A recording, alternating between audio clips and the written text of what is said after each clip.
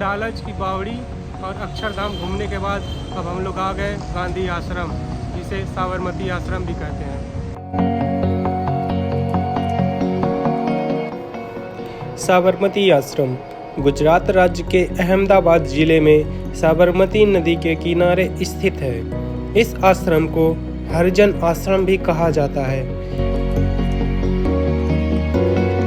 इस आश्रम में प्रवेश करते ही सबसे पहले म्यूजियम, लाइब्रेरी दिखाई देता है, जिसमें गांधी जी के जीवन शैली से संबंधित संपूर्ण जीवन को चित्रण और छवि के माध्यम से दर्शाया गया है, जैसे कि गांधी जी का रहन सहन, देश के प्रति उनका कर्तव्य, उनके विचार इत्यादि शामिल हैं।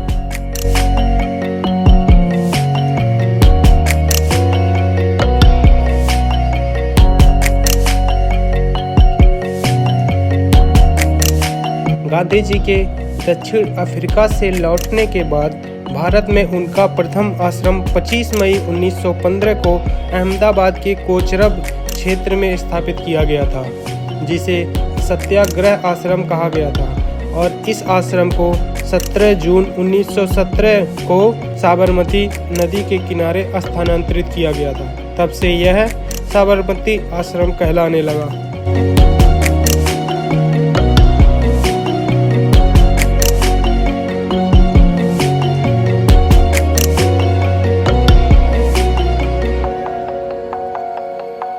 इस आश्रम के स्थानांतरण के कई प्रमुख कारण थे, जैसे कि गांधी जी का रहन सहन, खेती बाड़ी, पशुपालन, गौ प्रजनन, खादी और संबंधित रचनात्मक गतिविधियों, जिनके लिए वो इस प्रकार की बंजर भूमि की खोज में थे।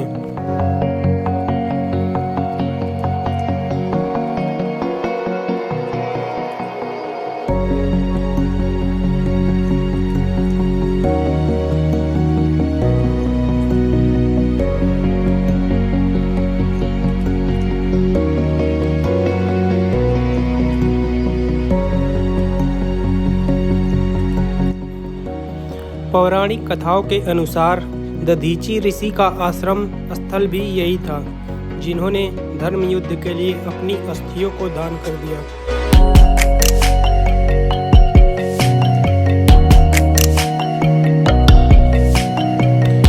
आश्रम के एक तरफ सेंट्रल जेल और दूसरी तरफ दुधेश्वर शमशान है, क्योंकि गांधी जी का मानना था कि किसी सत्याग्रही को निश्चित रूप से ऐसे ही स्थान पर जाना चाहिए।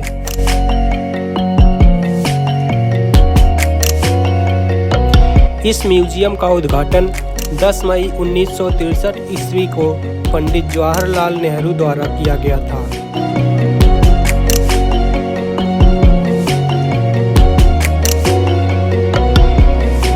इस संग्रहालय में गांधी जी के पत्र, फोटोग्राफ्स और अन्य दस्तावेज भी रखे गए हैं, और यंग इंडिया, नवजीवन तथा हरिजन न्यूज़पेपर में प्रकाशित गांधी जी के 400 लेखों की मूल कॉपी, बचपन से लेकर मृत्यु तक के फोटोग्राफ्स का संग्रह और भारत तथा विदेशों में भ्रमण के समय दिए गए भाषणों के 100 से ज़्यादा संग्रह यहाँ प्रदर्शित किए गए हैं।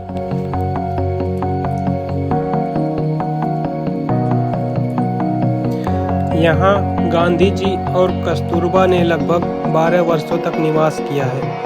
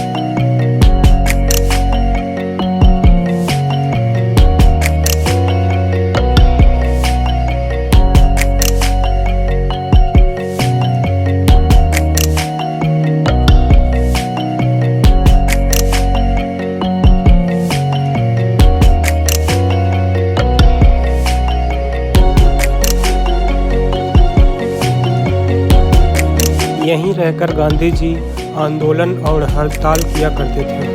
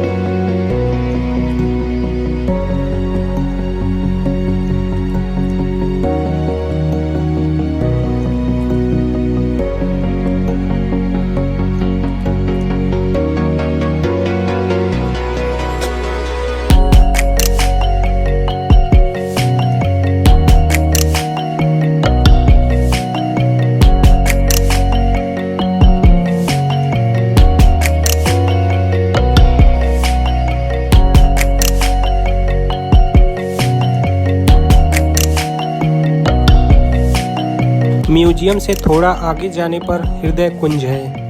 हृदय कुंज एक छोटी सी कुटिया है। इसी कुटिया में गांधी जी ने 1915 से 1933 तक निवास किया था और यहीं से दांडी यात्रा का शुरुआत किया था। यहाँ पर आज भी चरखा चला के धागा बनाने का कार्य प्रचलन में है।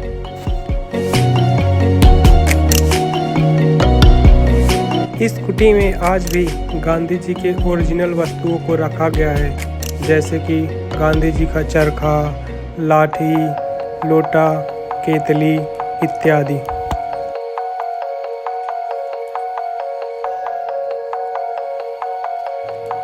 यहाँ पर गांधी जी का कटोरी, गिलास, खड़ाऊ, चश्मा, थाली, चम्मच, चाकू इत्यादि सामान भी रखे गए हैं।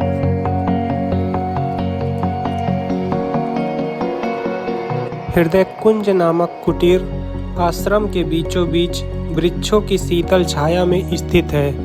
यहाँ की शांति और सादगी देखकर आश्चर्यचकित रह जाना पड़ता है। इस कुटीर का नामकरण काका साहब कालेकर ने किया था।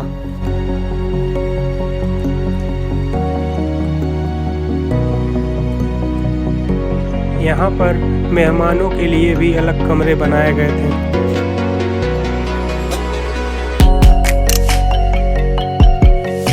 आश्रम में रहने वाले सभी सदस्य प्रतिदिन सुबह शाम प्रार्थना भूमि में एकत्र होकर प्रार्थना करते थे। ये है गांधी जी का कमरा। यह वही कमरा है जिसमें देश विदेश के मुलाकातियों से बापू मिलते थे। देश की ऐतिहासिक घटनाओं का आयोजन यही हुआ करता था।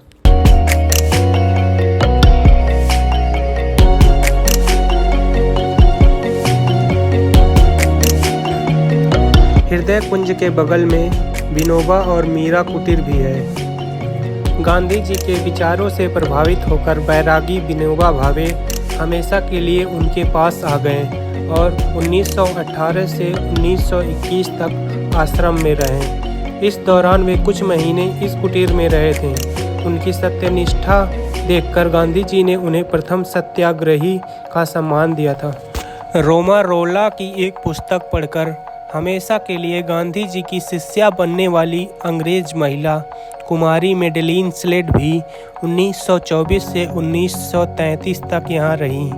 कुमारी स्लेड की तपश्चर्या की वजह से गांधी जी ने उन्हें मीरा नाम दिया था। गांधी जी ने हस्त निर्मित खादी के माध्यम से देश को आज़ादी दिलाने का संकल्प लिया था।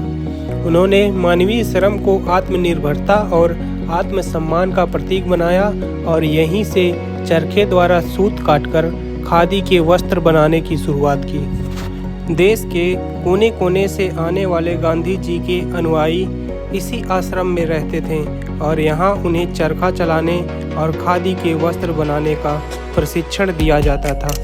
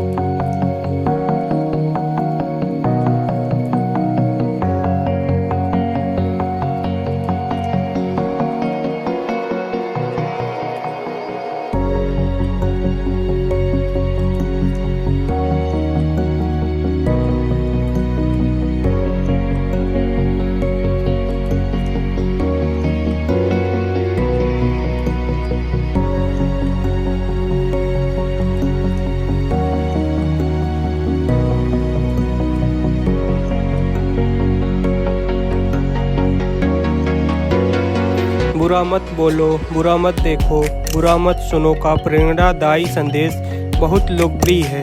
यह प्रेरणादायी प्रतिकृति जापान के बौद्ध साधु नीचे दात्सु फ्यूजी ने गांधी जी को भेंट में दी थी। उन्हें ये बहुत पसंद थी और ये इसे अपने टेबल पर रखते थे। तो दोस्तों, आशा करते हैं आप लोगों को ये वीडियो बहुत पसंद आई होगी। हमारे साथ बने रहने के लिए वीडियो को लाइक करना और चैनल को सब्सक्राइब करना ना भूलें। धन्यवाद।